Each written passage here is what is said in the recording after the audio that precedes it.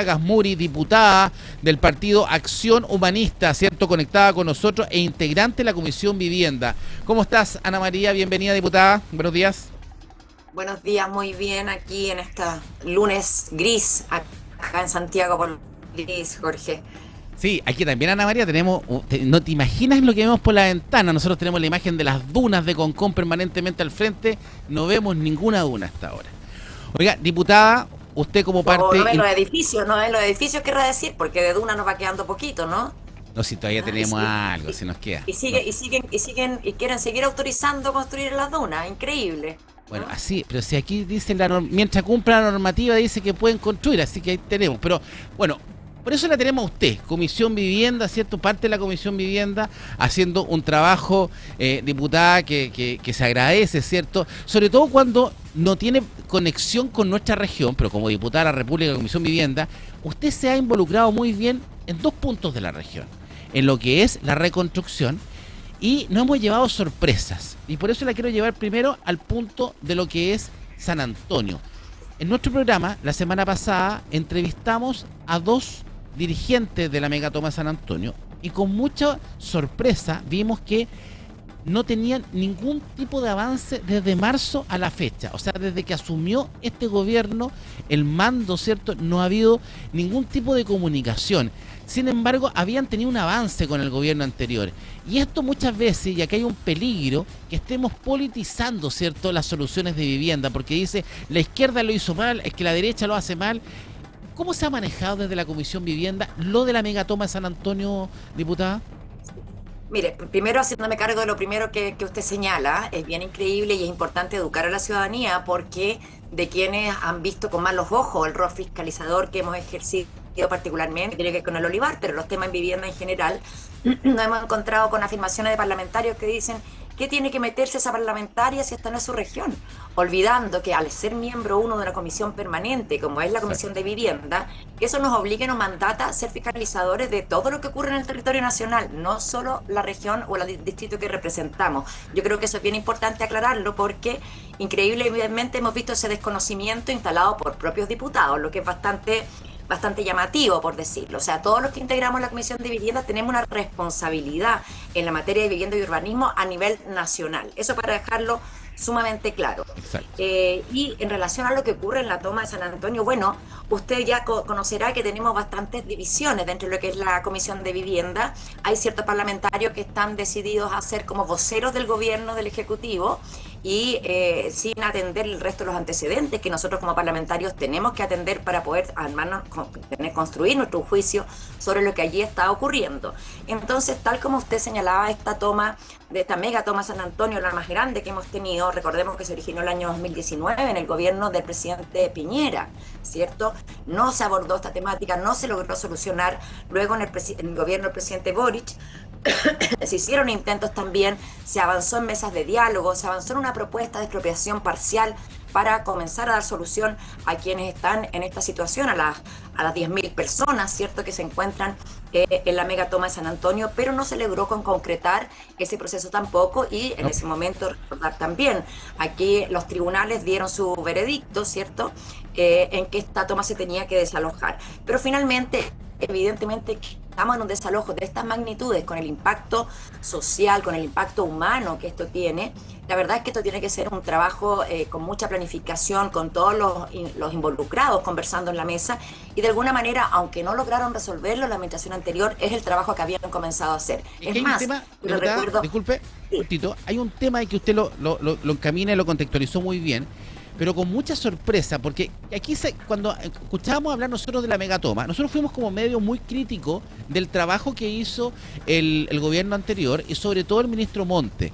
Pero el ministro Monte también, nobleza obliga a reconocer, ministro Monte en dos oportunidades llegó a nuestro set, se vino a hablar con nosotros y nos explicó el proceso de la reconstrucción y de la megatoma. De ahí vamos a entrar a la reconstrucción. Y en el caso de la megatoma, yo creo que hay que reconocer que el gobierno anterior hizo un trabajo que no era menor. Porque cuando el gobierno anterior decide expropiar, termina con todo lo que era los sobreprecios, ¿cierto?, que quería el tema inmobiliario. La especulación inmobiliaria. Y lo termina de raíz. Y lo que hemos vivido ahora estos meses, que uno dice, oye, hemos tenido una erradicación tranquila, es porque los vecinos la permitieron. Los vecinos sabían y dijeron, ok, nosotros nos vamos, porque ya se había un trabajo en conjunto que le habían dicho, vamos a tener 5.300 soluciones habitacionales en el Cerro Centinela. Y esa fue la promesa del gobierno anterior, con planos, con papeles, que este gobierno debió haber continuado. Entonces, la pregunta es, ¿por qué desde marzo a la fecha tenemos olvidada la megatoma que nos está generando hoy día un problema? Bueno, eso es muy importante lo que tú planteas y es nuestra propia inquietud también como Comisión de Vivienda, porque aquí, a ver, algo que tiene que ser muy claro, hay funciones del Estado, hay situaciones que el Estado está mandatado a solucionar, independiente de qué administración está en curso, Exacto. no está a la cabeza. Y aquí me preocupa mucho esta política, esta mirada que ya hemos visto en varias situaciones, de particularmente esta cartera de vivienda, el ministro Poduje, de querer partir como de tabla rasa, como no tomar en cuenta ni considerar el trabajo previo. Y esto yo creo que pues genera una inquietud inmensa y es desconocer la seriedad del trabajo realizado tanto por las organizaciones de los vecinos, ¿cierto?, que están en esta megatoma, las conversaciones con los dueños del terreno, los órganos oficiales que se venía desarrollando y que incluso se sacaron decretos, se firmaron compromisos y se avanzó en esa línea. Entonces, dejar abandonada una mesa de trabajo en una materia tan importante, cuando hablamos de la megatoma más grande que tenemos en el país, que significa de alguna manera un desafío ético también, no es un desafío práctico judicial solamente, ¿Y cómo sino un puede desafío ahí, ético. cómo puede ahí la comisión, Ana María, su comisión, la que usted integra, ayudar a sentar a los vecinos y sentar al ministerio? Porque cuesta creer que ni el Ceremi ni el ministro lo hayan recibido. Bueno, es que mire, ¿sabe lo que pasa? Usted ha visto, cada vez que hemos tratado de avanzar, como fue en el caso del Olivar, a conocer la realidad in situ, a ver cómo esto afecta a los vecinos para buscar una salida justa, una salida ética para todos, pero por supuesto respetando lo que hay que respetar, nos encontramos con este desconocimiento, con esta denostación. Usted ya se han dado cuenta cuál es el tono, cuál es la forma que tiene el ministro Poduje, que de alguna manera dinamita todos los puentes, en vez de poder avanzar en diálogo, en conversaciones que respeten lo construido hacia atrás y que de ahí tome el desafío.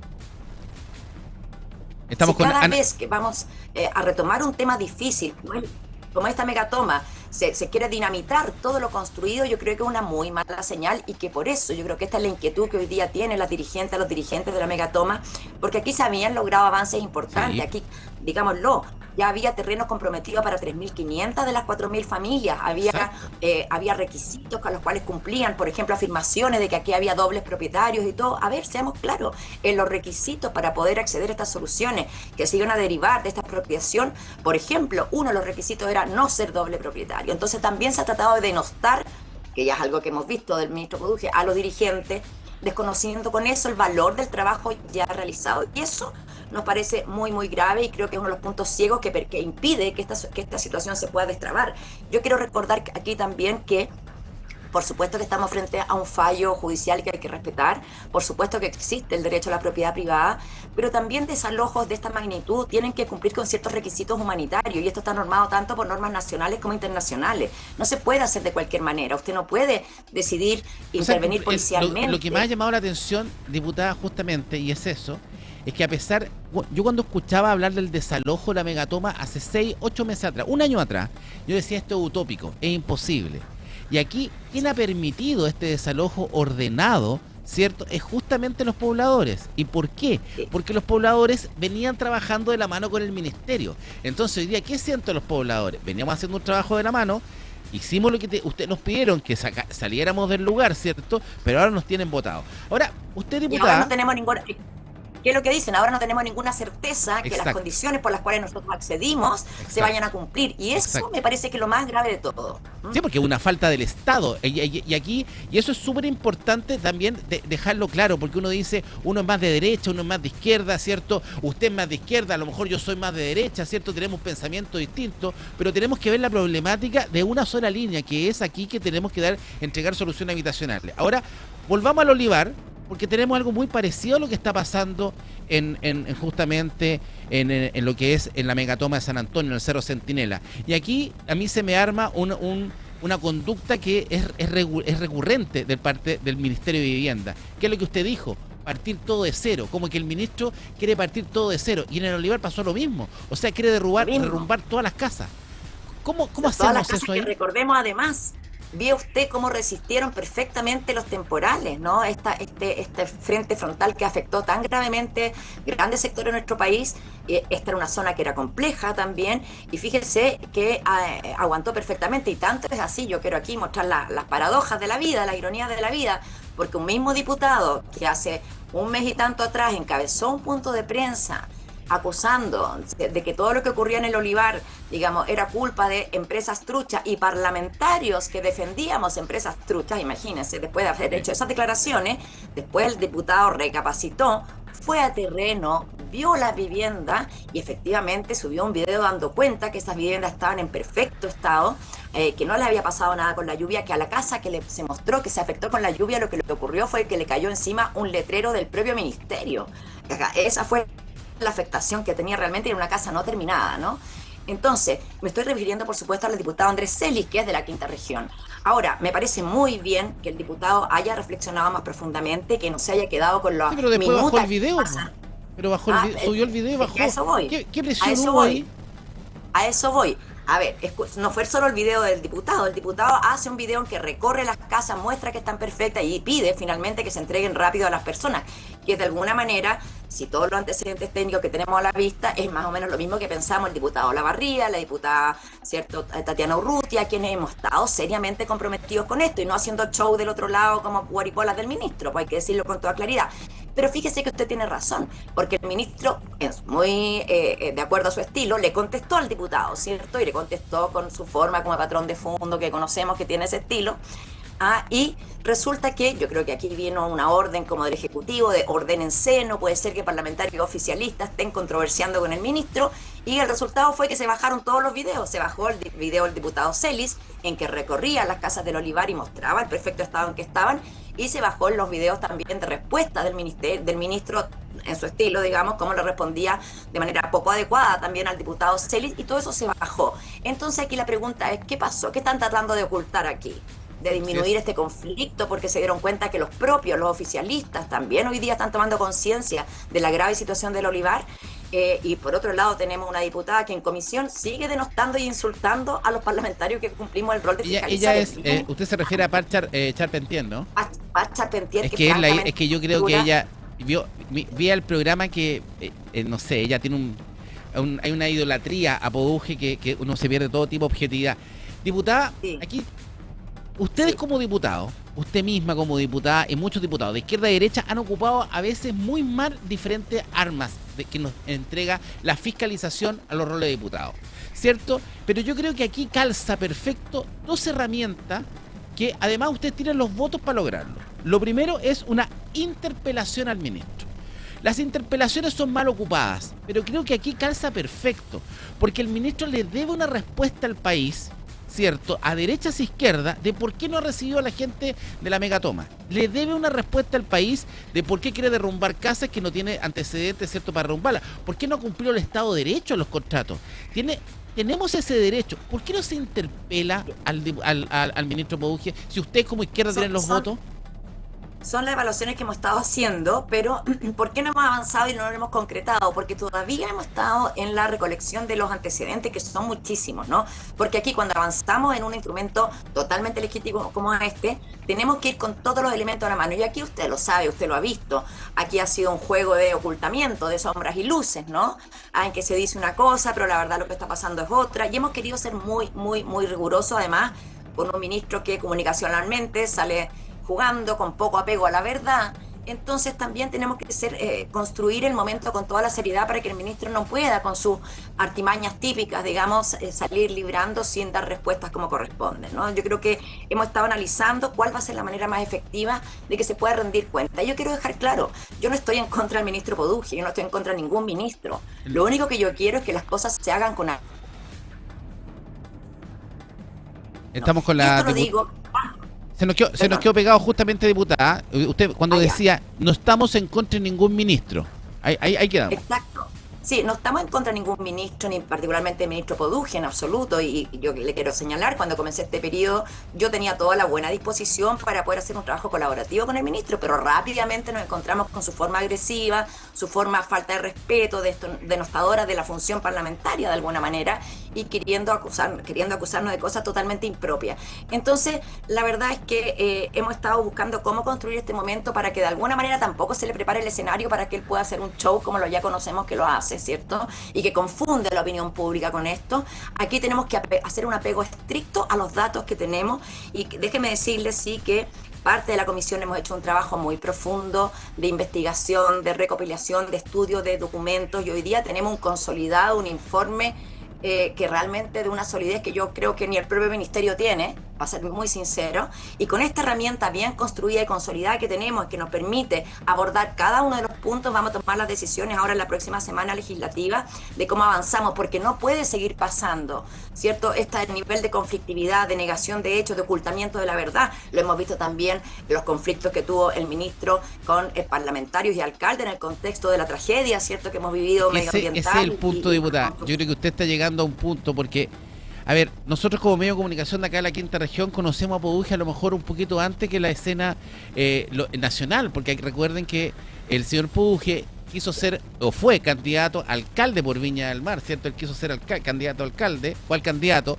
el único alcalde de la derecha, se enfrentó a Ripamonti, y ahí nosotros empezamos a conocer el verdadero matiz, ¿cierto?, de Poduje, cuando decía, no, yo no estoy con Reginato, y después lo vimos que había trabajado con Reginato, que había tenido el proyecto, ¿cierto?, del Miramar navegable. Y claro, y yo creo que lo más preocupante del ministro es que aquí no se trata de una constante con uno, sino que parece que es una constante de su actuar permanente. Lo de Coquimbo, lo del sistema frontal, él devela una forma de actuar que es muy peligrosa para la política. O sea, aquí yo puedo estar en desacuerdo con usted, pero él es muy peligroso. Muy agresivo, muy violento. Mire cómo le contestó al alcalde Alima Nucheri, por ejemplo. Una forma que no corresponde, que además pasa por encima del debido respeto que tiene que tener a autoridades que además somos representantes populares. A nosotros no nos designaron a dedo. El ministro Poduje ha intentado ser representante popular, nunca lo ha logrado, ¿cierto? No. Pero quienes sí somos representantes populares merecemos un respeto por nuestro trabajo y porque además estamos representando a la ciudadanía. El ministro no está necesariamente representando a la ciudadanía, está representando los intereses y la mirada del gobierno. Nosotros estamos representando a la ciudadanía y merecemos respeto por eso, más aún cuando lejos de querer esquivar los problemas o alejarnos las patas de los caballos, nos vamos y nos metemos en los temas complejos porque sabemos que lo que está pasando atrás es de meridiana importancia. Si no lo hubiéramos hecho, ¿qué pasaría con el olivar? Quizás si nosotros como comisión no hubiéramos hecho esta visita inspectiva, no hemos pedido los oficios de fiscalización que hemos pedido y intervenido como hemos intervenido, se habría puesto mucho más tierra sobre esta situación y probablemente los vecinos afectados hoy día no tendrían ni siquiera la voz y la presencia que han logrado tener gracias a que hemos estado encima también visibilizando y gracias al rol que cumple el medio de comunicación. Dígame usted en qué medio nacional, en el noticiario central, ha aparecido este conflicto. ¿Lo ha visto usted realmente retratado en alguna parte? Bueno, a ver, no olvidemos que el ministro Poduje, nosotros cuando la primera vez que el ministro Poduje dice hay que derrumbar las casas, nosotros como medio inmediatamente tomamos el informe de la DICTUC y cuando yo lo leí personalmente, diputada, yo no entendí el informe. Y dije, esta cuestión no la entiendo, entonces ¿qué tengo que hacer? Me fui a dos expertos, ¿cierto? Exacto. Ingeniero de la Facultad de Ingeniería de la Católica, ¿cierto?, de la Santa María, y nos explican. Y dije, ¿aquí hay que derrumbar? No, es que no puede ser. ¿Cómo dice una cosa el ministro? Y ahí uno empieza a entender cómo construye comunicacionalmente. Sí, es una construcción comunicacional, tal cual, porque tal como usted lo dice, nosotros también estudiamos inmediatamente cuando nos llegan los informes, lo estudiamos en detalle y nos pasó lo mismo. ¿En qué parte dice que hay que demoler? En ninguna parte decía que había que demoler, al contrario, incluso señalaba cuáles eran los problemas y cuál era la solución para esos problemas que eran totalmente ejecutables. Yo quiero recordar también que tuvimos al Colegio de Arquitectos presentes en el Olivar que compartieron el mismo juicio que yo estoy señalando, el Premio Nacional de Arquitectura 2024, los mismos juicios. Entonces, tanta gente estamos equivocados. Entonces, diputada, aquí no solamente estamos frente a un ministro peligrosamente que manipula la verdad, ¿cierto? Porque eso es la manipulación de la verdad. Y además al ministro le creen. Mira, yo conversé, estamos preparando un especial que lo vamos a estrenar el próximo lunes. He conversado por lo menos con entre 50 y 60 damnificados del Olivar. personas que están de acuerdo con que se demueran las casas y personas que están de acuerdo en que no se demueran las casas. Y las personas que están de acuerdo en que se le demueran la casa, yo les pregunto, ¿pero por qué? Es que el ministro me dijo que estaban malas. La gente, el argumento que busca es porque le cree al ministro. Y esa es la responsabilidad que una autoridad tiene que tener.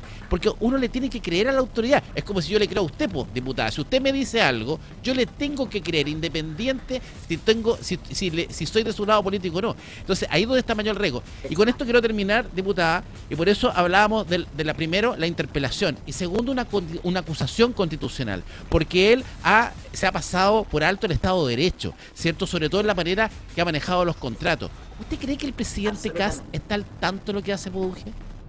Mire, yo no sé, yo creo que es bien visible lo que hace Produje y lo que veo con más claridad es la pugna que él tiene con Quirós, ¿cierto? Y quiero recordarle que la semana pasada que hubo una marcha, una manifestación, ¿cierto?, de pobladores acá en la región metropolitana, él se comprometió a que si habían recortes del DS-49 por parte de Quirós, él renunciaba. Yo se los cuento para que como medio de comunicación también lo tengan claro, porque yo también dificulto que eso vaya a ser así, porque ya sabemos que viene un recorte del 60% de los subsidios habitacionales. Entonces que él siga negándole a los pobladores que ese recorte está y que solo le atribuye responsabilidad al gobierno anterior, bueno, es como esta tónica de esta administración, que todo es culpa del gobierno anterior, cuando efectivamente el recorte del 60% de los subsidios habitacionales viene de esta administración. Ahora, yo le quiero creer esta vez a Produje que si efectivamente el ministro Quirós le hace efectivo ese recorte, él va a renunciar. Bueno, pero me parece curioso porque... Pero si ya dijo que si 15 meses no reconstruye, ya no sé, yo a Produje le creo poco y nada. Pero dijo que en diciembre, recordemos que en diciembre de este año iba a estar la reconstrucción y usted sabe que está lejos aquí. Y quiero terminar con esto, porque las mentiras son inaceptables cuando estamos hablando de situaciones tan delicadas como esta. El ministro dijo en un momento que la situación judicial ordenaba un peritaje, pero que no impedía la demolición. ¿Se acuerda que esa fue la declaración del Ministerio de Vivienda? Eso era mentira. Exacto. No existe ningún permiso de demolición. No podría existir aún. Entonces siguen mintiendo también con eso, ¿no? Y de alguna manera le alimentan el sueño de que demoliendo las casas se las van a construir de nuevo y van a estar listas en menos de un año. La verdad es que eso lo vemos muy difícil porque hoy día, tanto para construir, usted necesita todas las autorizaciones como para demoler también. Y aquí no hay ninguna autorización para demoler. Pero yo quiero terminar con una reflexión que creo que es importante. Yo no es que esté a favor de la demolición o la no demolición.